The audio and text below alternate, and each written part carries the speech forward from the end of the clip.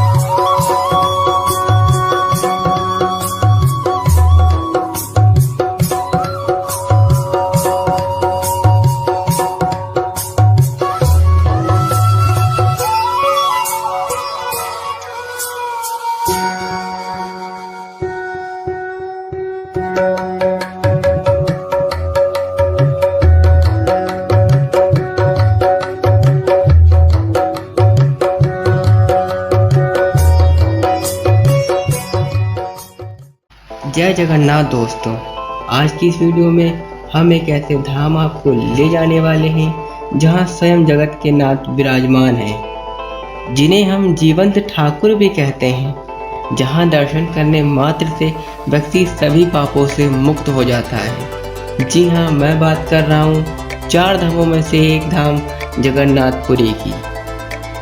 तो अगर आप श्री जगन्नाथपुरी धाम दर्शन के लिए जाने वाले हैं या जाने का प्लान कर रहे हैं तो इस वीडियो को आखिर तक अवश्य देखें, क्योंकि इस वीडियो में मैं आपको जगन्नाथपुरी धाम के बारे में सब कुछ बताने वाला हूँ कि जैसे यहाँ आप कैसे पहुँच सकते हैं, कहाँ पे आपको रुकना है, ये सभी चीज़ें। तो बिना टाइम को वेस्ट किए चलिए वीडियो शुरू करते हैं। इस इंफॉर्मेटिव ब्लॉग को आखिर तक ज़रूर देखिएगा। और हाँ, अगर आपको वीडियो अच्छी लगे तो वीडियो को लाइक करके चैनल को सब्सक्राइब करना मत भूलिएगा। तो सभी लोग बोलो जय जगन्नाथ। जगन्नाथपुरी धाम उड़ीसा के पुरी में स्थित है। जगन्नाथपुरी उड़ीसा की राजधानी भुवनेश्वर से करीब 60 किलोमीटर की दूरी पर स्थित है। श्री जगन्नाथ धाम भारत के पूर्वी तट पर स्थित है। जगन्नाथपुरी मंदिर समुद्र से मात्र 3 किलोमीटर की दूरी पर स्थित है। जगन्नाथपुरी धाम पहुंचने के लिए आप रेल, रोड या एयरवेज से बहुत ही आसानी से पहुंच सकते हैं। सबसे पहले बात करते हैं रेल मार्ग। रेल द्वारा भारत के किसी भी प्रमुख शहर से डायरेक्ट ट्रेन के द्वारा यहाँ के सबसे नज़दीकी रेलवे स्टेशन पुरी पहुँच सकते हैं। रोड के द्वारा आप बहुत आसानी से बस के द्वारा या अपने प्राइवेट व्हीकल के द्वारा पहुँच सकते हैं। अगर आप बाय एरोप्लेन पुरी आना चाहते हो तो यहाँ का सबसे नियरेस्ट एयरपोर्ट भुवनेश्वर में है। भुवनेश्वर पहुँचने के बाद आप टैक्सी करके पुरी बहुत आसानी से पहुँच सकते हैं। आइए अब जान लेते हैं पुरी में ठहरने के लिए होटल धर्मशाला के बारे में। पुरी में रुकने के लिए आपको आपके बजट के हिसाब से कई सारे होटल धर्मशाला भी मिल जाते हैं। चलिए अपनी यात्रा को शुरू करते हैं। श्री जगन्नाथ मंदिर हम रात को पहुँचे। रात को होटल में रुकने के बाद सुबह होते ही हम बीच पर गए। श्री जगन्नाथ धाम समुद्र के किनारे बसा हुआ है, इसलिए यहाँ पर काफ़ी सारे बीच हैं और सभी बीच अपनी अलग अलग विशेषताओं के लिए प्रसिद्ध हैं। मैं आपको पुरी के सभी प्रसिद्ध बीचों के बारे में भी बताऊंगा। तो हम सुबह होते ही गोल्डन बीच पर पहुँचे। यहाँ पर आपको काफ़ी सारे लोग समुद्र में स्नान करते हुए दिख जाएंगे। फिर हम श्री जगन्नाथ मंदिर दर्शन के लिए गए। श्री जगन्नाथ मंदिर में camera, smartphone, umbrella, shoes, belt, luggage allowed नहीं है।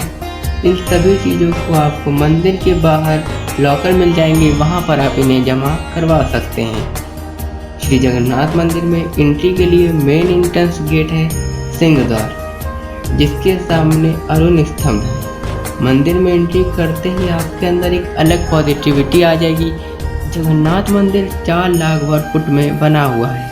जगन्नाथ मंदिर कलिंग वास्तुकला में बना हुआ है और जगन्नाथ मंदिर को राजा इंद्रद्युम्न ने बनवाया था। जगन्नाथ मंदिर के प्रमुख भगवान श्री कृष्ण जगन्नाथ रूप में, उनकी बहन सुभद्रा और बड़े भाई बलभद्र विराजमान हैं, जिन्हें हम बलदाऊ भी कहते हैं। जगन्नाथ मंदिर में और भी कई मंदिर हैं जिनके दर्शन मात्र से व्यक्ति को मोक्ष की प्राप्ति होती है। जगन्नाथ मंदिर की रसोई जो विश्व की सबसे बड़ी रसोई है, जहां भगवान स्वयं भोजन करते हैं।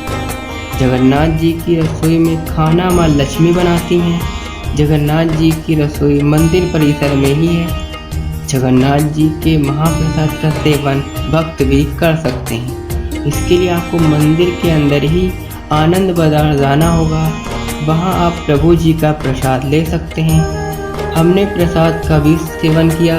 प्रसाद का टेस्ट ऐसा था कि मानो अमृत हो। मेरे पास शब्द नहीं है व्याख्या करने के लिए। और आपको जान के हैरानी होगी कि मंदिर में जो प्रसाद बनता है वो मिट्टी के घड़ों में बनता है। और ये भी कहा जाता है कि मंदिर में प्रसाद कभी भी वेस्ट नहीं होता। जगन्नाथ मंदिर के शिखर पर नील चक्र है और इसे सुदर्शन चक्र भी कहा जाता है। इसकी यह खास बात है कि अगर आप इसे कहीं से भी देखें, यह आपको सदैव सीधा ही दिखेगा, यानी आपके जस्ट सामने ये दिखेगा। और इसकी ये भी खास बात है, कहा जाता है कि अगर आप नील चक्र के दर्शन कर लें तो आपको भगवान के दर्शन करने का ही फल प्राप्त होता है। जगन्नाथपुरी धाम में अगर आपको शॉपिंग करनी हो तो आपको स्वर्गद्वार बीच आना होगा। हम यहाँ पर शाम के समय गए। स्वर्गद्वार मार्केट में आपको कपड़े, शंख, खाने की दुकानें देखने को मिलती हैं और यहाँ पे शाम का नज़ारा काफ़ी सुंदर होता है। अगर आप जगन्नाथपुरी आषाढ़ मास में आते हैं तो आपको विश्व प्रसिद्ध जगन्नाथ रथ यात्रा देखने को मिल सकती है। हम भी इस वर्ष रथ यात्रा में जगन्नाथ मंदिर गए। रथ यात्रा में 3 रथ होते हैं, बड़े बलभद्र जी का और सुभद्रा जी का और स्वयं प्रभु जगन्नाथ जी का। रथ यात्रा के दौरान भगवान अपने मंदिर को छोड़कर गुंडिचा माता मंदिर में जाते हैं। अपने रथ पर सवार होकर अपने भाई बलभद्र और बहन सुभद्रा सहित गुंडिचा मंदिर जाते हैं। गुंडिचा मंदिर को उनकी मौसी का घर कहा जाता है।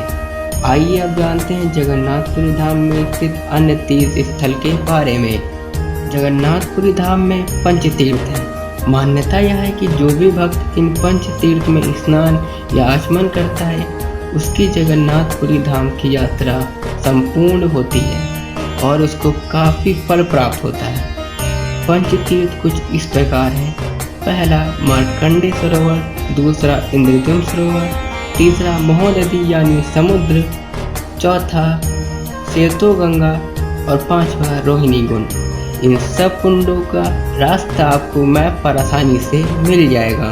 मार्कंडे सरोवर श्री जगन्नाथपुरी मंदिर से लगभग 2.5 किलोमीटर की दूरी पर स्थित है। इंद्रद्युम्न सरोवर श्री जगन्नाथ मंदिर से लगभग 3 किलोमीटर की दूरी पर स्थित है। महोदधि यानी समुद्र श्री जगन्नाथपुरी धाम से लगभग 2.5 किलोमीटर की दूरी पर स्थित है। श्वेतगंगा श्री जगन्नाथपुरी धाम से लगभग 500 मीटर पर स्थित है। रोहिणी कुंड श्री जगन्नाथपुरी मंदिर में स्थित है, जिसकी हम वीडियो नहीं बना पाए क्योंकि मंदिर के अंदर कैमरा अलाउड नहीं है। श्री जगन्नाथपुरी धाम की इस अविरल यात्रा को आखिरी तक देखने के लिए आपका धन्यवाद।